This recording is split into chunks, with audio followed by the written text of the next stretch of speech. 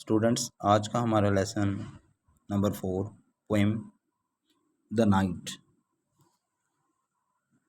जो कि 6th class English book से है।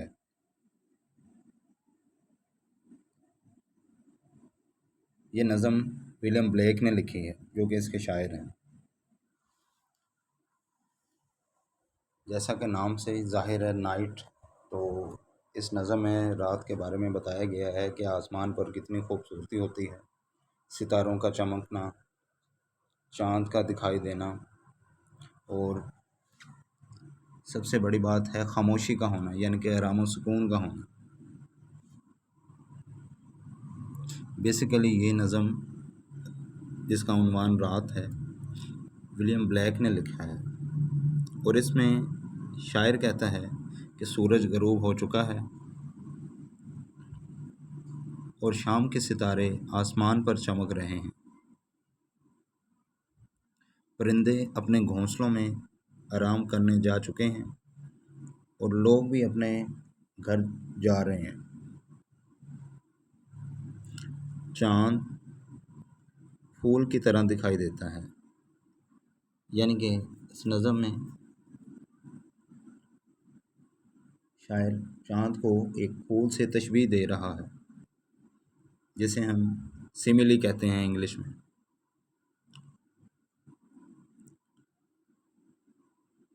आसमान में जंगल के दरख्तों के खुशगवार साए हैं और एक ऊंची जगह पर बैठा हुआ है।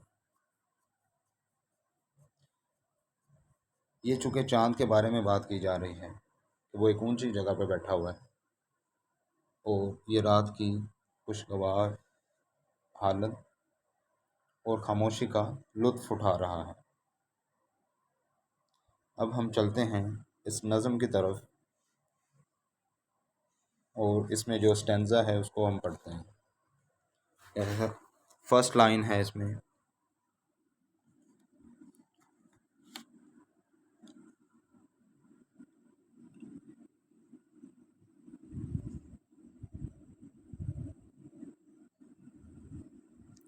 The sun descending in the west. सूरज मगरिब में ग़रूब हो रहा है।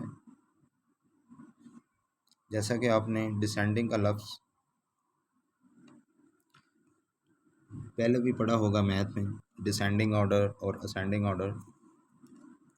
तो यहाँ पर डिसेंडिंग से मुराद है ग़रूब होना।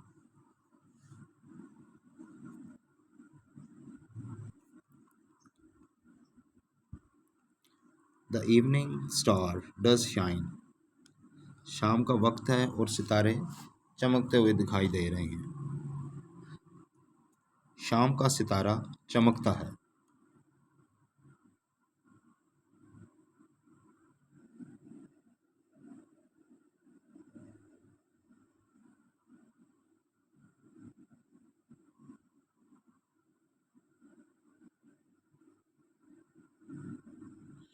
द बर्ड्स आर साइलेंट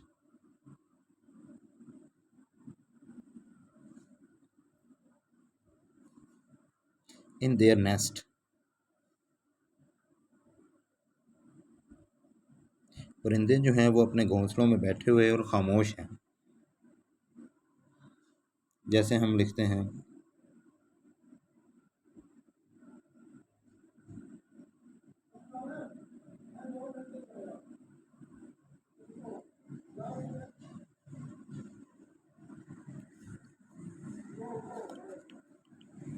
परिंदे अपने घोंसलों में खामोश बैठे हुए हैं और मुझे भी अपना ठिकाना तलाश करना है।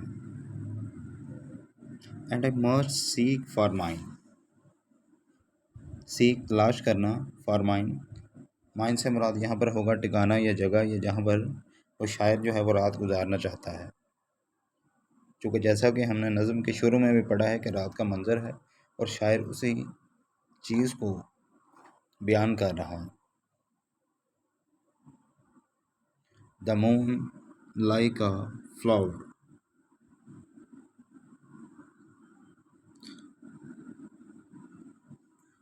अब इसमें आप देखें कि चाँद को एक फूल से तशबीह दी गई है, लाइक का लफ्ज़ इस्तेमाल किया गया है। ये जो लफ्ज़ है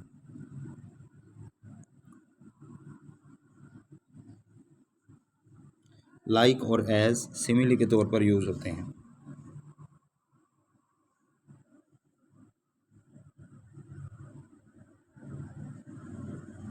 इन heavens high board,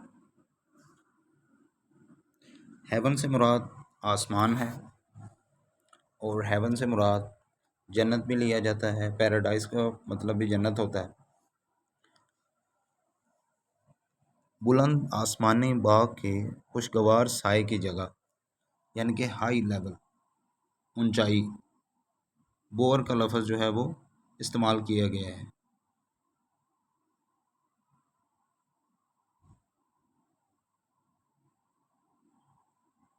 with silent delight, खामोश मुसर्रत के साथ, यानी कि डिलाइट से मुराद होता है खुशी, यानी कि एक खुशी का जो बयान है ना, वो किया गया है एक बेहतर अंदाज में, खामोशी के साथ।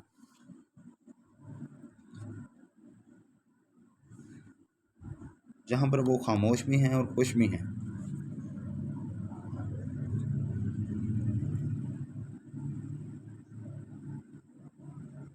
Sits and smiles on the night,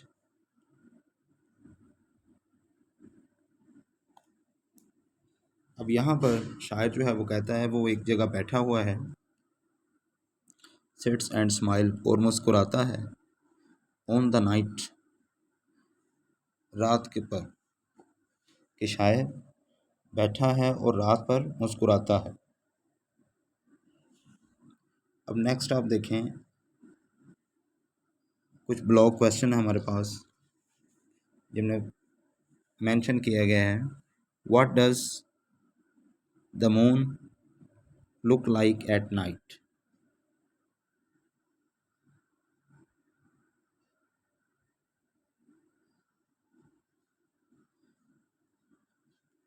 रात के वक्त चांद कैसा लगता है या कैसा दिखाई देता है।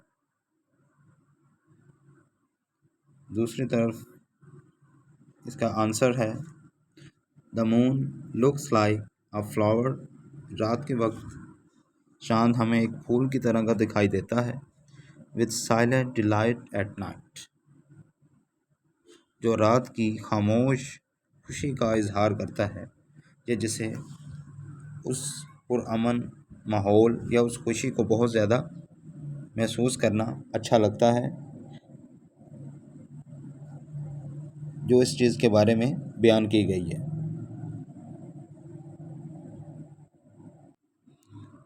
तो स्टूडेंट्स, आज का जो हमारा लेक्चर था वो 6th क्लास इंग्लिश की बुक में से लेसन नंबर 4 पोइम है, जैसा कि आपको बताया गया है नाइट के बारे में है। इस नज़म में रात के मुख्तलिफ खूबसूरत मनाज़र को बयान किया गया है, सितारों का चमकना,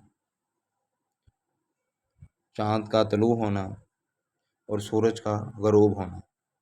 उसके साथ साथ फितरत के बारे में भी बताया गया है,